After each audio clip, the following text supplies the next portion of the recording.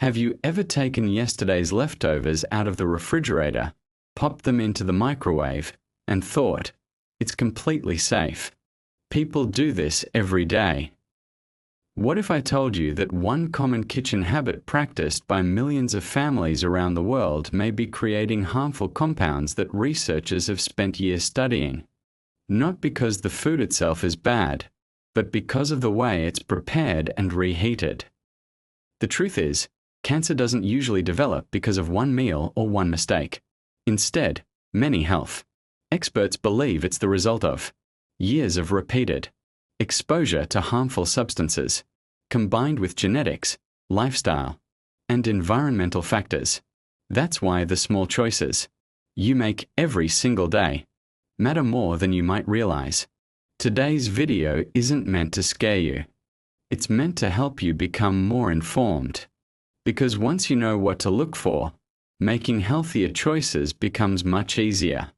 By the end of this video, you'll discover 3 foods that deserve extra caution when reheated, why researchers are concerned about them, and the simple kitchen habits that can help reduce unnecessary health risks. I'll also share one mistake that most people don't even realize they're making, and it has nothing to do with the microwave. So make sure you stay until the very end because the third food surprises almost everyone. Before we begin, I'd love to know who's watching today. Comment Healthy Kitchen if you're committed to making smarter food choices for yourself and your family. And don't forget to tell us your age and where you're watching from. I always enjoy seeing viewers from around the world supporting healthier living together. If you enjoy easy-to-understand health education based on research, be sure to subscribe to Dr. Samuel. Every week we share practical tips that can help you protect your health, improve your well-being, and make informed everyday decisions. Now let's begin with the first food. Food number 1, reheated cooking oil. Imagine it's Friday evening. You decide to fry chicken for dinner. Everyone enjoys the meal. When you're cleaning the kitchen, you notice that the oil in the pan still looks clean.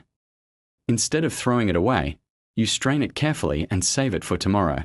The next day you use it again to fry plantains. Then perhaps another day for fish. After all, cooking oil isn't cheap. Many families have done this for generations. If that sounds familiar, you're certainly not alone. But here's what many people don't realize. Cooking oil doesn't simply get hot when it's heated. It actually begins to change. Every time oil reaches high temperatures, especially during deep frying, its chemical structure starts breaking down. Researchers have found that repeated heating increases oxidation, producing unstable compounds known as free radicals and oxidation products. Some laboratory studies suggest these compounds may damage cells and DNA, which is one reason scientists recommend limiting repeated reuse of cooking oil. While this doesn't mean reused oil automatically causes cancer, reducing your exposure to these compounds is considered a sensible precaution. Think of it like leaving a rubber band outside in the sun. At first it looks fine, but after enough heat, it becomes weak and starts breaking apart. Cooking oil behaves in a similar way. The more times it's exposed to intense heat, the more its natural structure changes.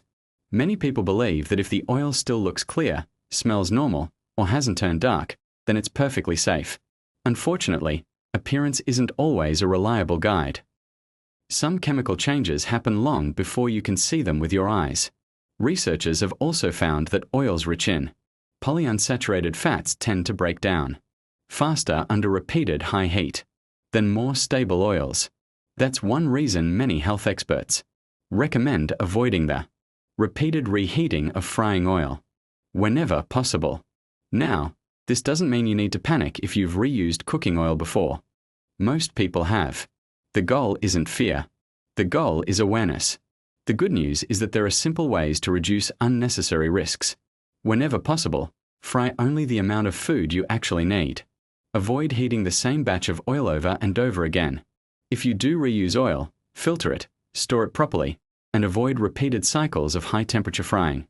Discard oil that has become very dark, smells rancid, or begins smoking at normal cooking temperatures. Even better, try baking, steaming, grilling, or using an air fryer more often. These cooking methods generally require much less oil and may reduce the formation of unwanted compounds. It's amazing how one small change in your kitchen routine can make a difference over many years. But repeated cooking oil isn't the only concern hiding in your kitchen. The next food sits inside millions of refrigerators right now, and most people believe reheating it is completely harmless. Yet food safety experts have been warning about it for decades. Food number 2, cooked rice. Let's imagine another familiar situation.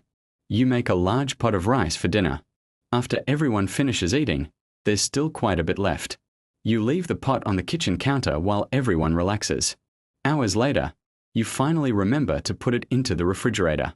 The following afternoon, you simply microwave it and enjoy lunch.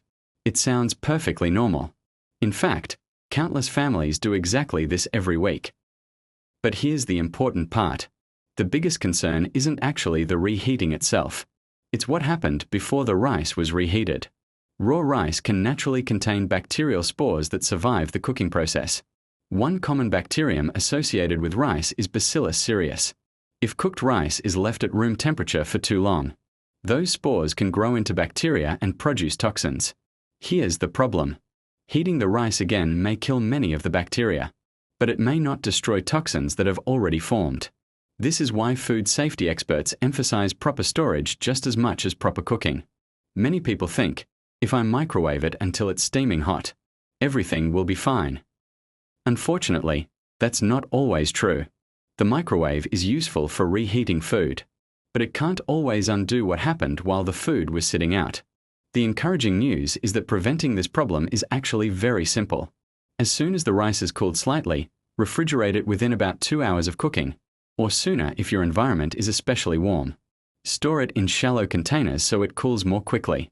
When you're ready to eat it, reheat only the amount you plan to consume. Avoid repeatedly cooling and reheating the same batch over and over again.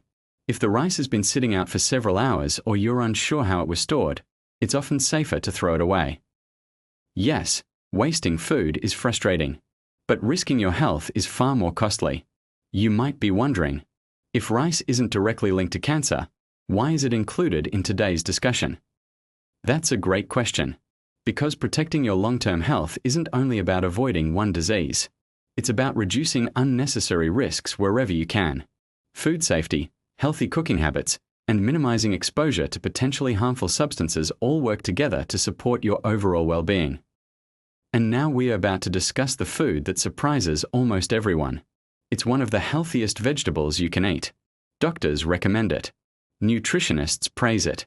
Yet under certain conditions, the way it's stored and reheated has raised questions among researchers. Now let's continue with the third food on our list. Food number 3, spinach and other leafy green vegetables. If someone asked you to name one of the healthiest vegetables in the world, spinach would probably be near the top of your list. It's packed with vitamins, minerals, fiber, and antioxidants. Doctors and nutrition experts recommend eating leafy green vegetables like spinach because they're rich in vitamins and support heart and eye health.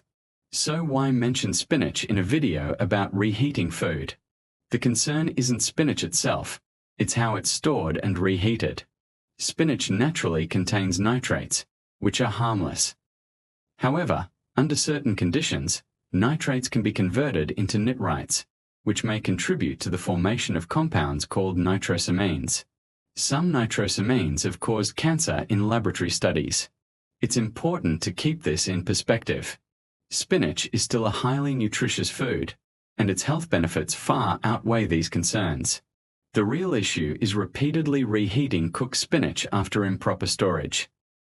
If you cook a large pot of spinach, avoid reheating the entire batch multiple times.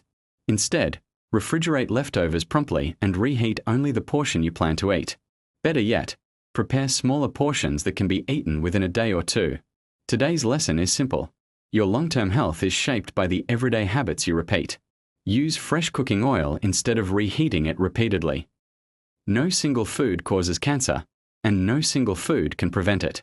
Cancer is influenced by many factors, including diet, lifestyle, genetics, smoking, alcohol, and physical activity. But making safer food choices can help reduce your overall risk. Before you go, which kitchen habit surprised you the most? Let me know in the comments. If you found this video helpful, don't forget to like, subscribe to Dr. Samuel. and share it with your family and friends.